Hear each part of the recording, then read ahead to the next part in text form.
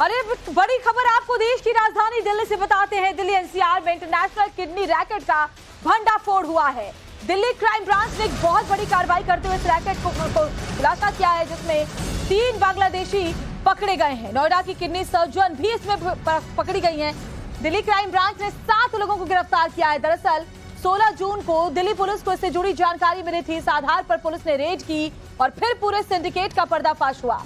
फिलहाल गिरफ्तार किए गए 7 आरोपियों से पूछताछ की जा रही है और आगे इससे जुड़े और भी कई बड़े खुलासे सामने आ सकते हैं। तो दिल्ली में इंटरनेशनल किडनी रैकेट का भंडाफोड़ हुआ है।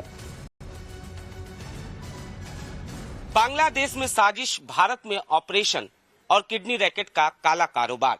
दिल्ली पुलिस की क्राइम ब्रांच ने ऐसे ही अंतर्राष्ट्रीय किडनी रैकेट का पर्दाफाश किया है, जिसके तार बांग्लादेश से होते हुए राजस्थान और दिल्ली एनसीआर तक जुड़े हुए हैं। दिल्ली पुलिस की क्राइम ब्रांच ने इस बाबत 7 लोगों को गिरफ्तार किया है, जिसमें फेमस महिला डॉक्टर सहित जो इस रैकेट का मास्टरमाइंड है उसे गिरफ्तार किया गया है। दरअसल दिल्ली पुलिस की क्राइम ब्रांच को एक सूचना मिली थी कि कुछ लोग किडनी रैकेट का काला कारोबार कर रहे हैं, जिसके बाद दिल्ली पुलिस की क्राइम ब्रांच ने इस बाबत अपनी जांच शुरू की और 7 लोगों को इस पूरे मामले में गिरफ्तार किया गया है। तो इंटरनेशनल किडनी रैकेट था जिसका खुलासा हुआ है। वैसे बांग्लादेश में क्या होता था, चलिए आपको वो भी सिलसिलेवार तरीके से बता देते हैं। तो देखिए, डायलिसिस केंद्रों पर मरीजों से संपर्क किया जाता था। बांग्लादेश में क्या होता था, डायलिसिस केंद्रों पर मरीजों से कांटेक्ट करके उनके बारे में समझा जाता था और बांग्लादेश में दरअसल पेशेंट के बाद बांग्लादेशी डोनर को ढूंढते थे, यानी कि डोनर मिले जिनकी आर्थिक स्थिति खराब हो उनकी तलाश खासतौर पर की जाती थी, क्योंकि उनसे किडनी खरीदना उन्हें पैसे देकर के आसान होता था। तो कैसे किडनी का जो रैकेट था वो काम कर रहा था बांग्लादेश में, उसे समझिए, और उसके बाद जो है भारत तक इसे पहुंचाया जा रहा था।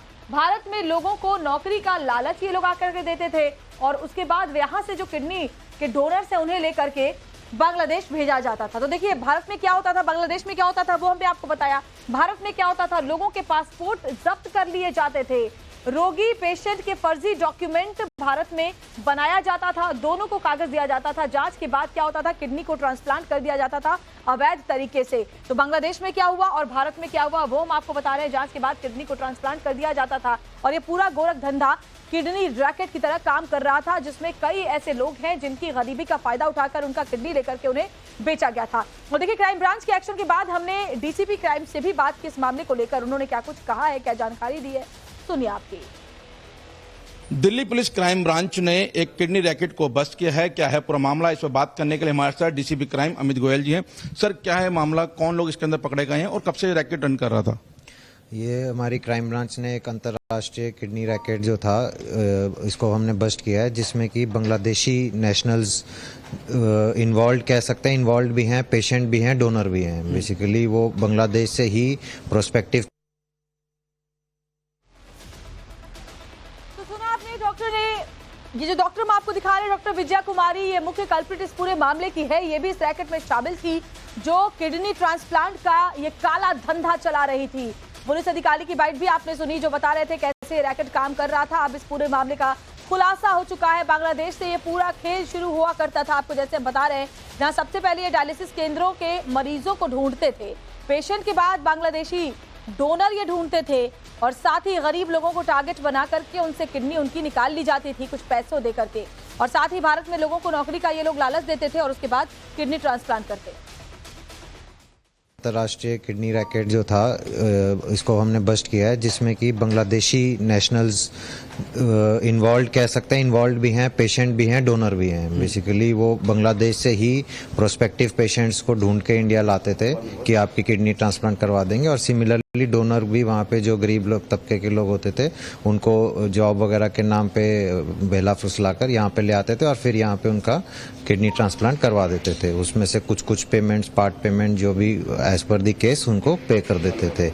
इसमें अभी तक कुल हमने 7 लोग गिरफ्तार कर लिए हैं, जिसमें कि 3 बांग्लादेशी नेशनल्स हैं जो कि ये नेटवर्क ऑपरेट कर रहे थे। उनका किंग पिन रसेल है, एक उनका इंटरप्रेटर था और 3 हॉस्पिटल स्टाफ हैं, जिसमें कि एक वहाँ की डॉक्टर है। तो किंगपिन इस पूरे मामले का रशेल नाम का एक शख्स है, जैसा कि जानकारी पुलिस अधिकारी दे रहे थे। वैसे इस पूरे रैकेट में शामिल आरोपियों के पास से क्या कुछ मिला है, चलिए वो भी आपको बताते हैं। तो अलग अलग नाम से 23 स्टैंप पेपर की बरामदगी हुई है, जिसमें पेशेंट डोनर के फर्जी दस्तावेजों को रखा गया है। इसके अलावा क्या बरामद हुआ, तो अस्पताल के नकली डॉक्यूमेंट्स जो बनाए गए थे खासतौर पर वो बरामद हुए और साथ ही फर्जी आधार कार्ड की कॉपी भी यहां बरामद हुई है। तो फर्जी आधार कार्ड पहचान पत्र के तौर पर लिए जाते थे, साथ ही pen drive, hard disk, 2 laptop भी बरामद हुए हैं और इसके अलावा 8 मोबाइल फोन, 1800 अमेरिकी डॉलर की बरामदगी भी हुई है। यानी सोचिए कितना बड़ा ये सिंडिकेट इंटरनेशनल लेवल पर काम कर रहा था किडनी रैकेट का। एक और बड़ी खबर इससे जुड़ी हुई, इंटरनेशनल किडनी रैकेट पर बड़ा खुलासा ये भी हुआ कि किडनी ट्रांसप्लांट के लिए 25 लाख रुपए लेते थे। 3 से 4 लाख रुपए डोनर को दिए जाते थे।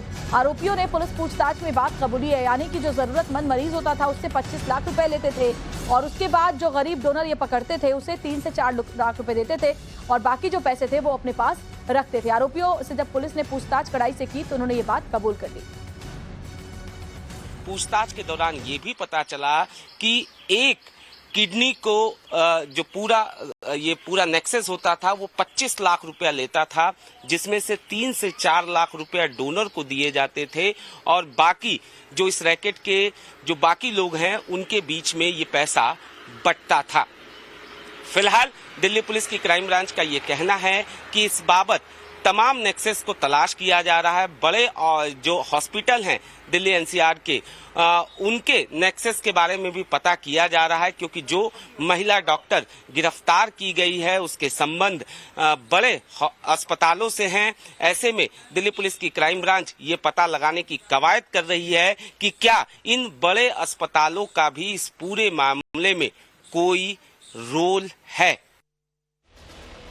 और देखिए, हमने इस पूरे नेक्सस को तो समझ लिया, लेकिन ये भी जो जानना जरूरी है कि आखिर किडनी ट्रांसप्लांट पर कानून क्या है। तो चलिए वो भी मैं फटाफट से आपको समझाने की कोशिश करूं तो ह्यूमन ऑर्गन ट्रांसप्लांट एक्ट 1994 के तहत जो कानून है, खून के रिश्ते वाले ही ऑर्गन को डोनेट कर सकते हैं, क्योंकि पहले उसका मिलान किया जाता है। इसके अलावा कानून में क्या है उसको आप ऐसे समझिए कि जो खून के रिश्ते होते हैं, अमूमन हमने ऐसा देखा कि भाई, पुत्र, पिता, ऐसे लोग, बेटी, जो कि आपके डायरेक्टली ब्लड कॉन्टैक्ट में है, उनसे ही आपका डोनेशन होता है। किडनी डोनेशन के लिए अस्पताल में स्पेशल कमेटी भी होती है जो कि पूरे मामले का पहले मुआयना करती है, पहले सारी रिपोर्ट्स देखती है, उसके बाद डिसीजन लेती है। हॉस्पिटल में असेसमेंट कमेटी का गठन किया जाता है जो कि डोनर और साथ ही जो डोनर लेने वाला जो है, जो पेशेंट है, उसकी हिस्ट्री को रिव्यू करता है। कमेटी की मौजूदगी, डॉक्टरों की निगरानी में ट्रांसप्लांट किया जाता है, यानी कि हर एक चीज का बारीकी से ध्यान रखा जाता है। ट्रांसप्लांट प्रक्रिया के दौरान वीडियोग्राफी भी कराई जाती है ताकि किसी तरह की बाद में कोई दिक्कत आए तो फिर वीडियोग्राफी के तौर पर ये सबूत मौजूद रहे कि तमाम नियमों और कानूनों का पालन जो है वो ट्रांसप्लांट की प्रक्रिया के दौरान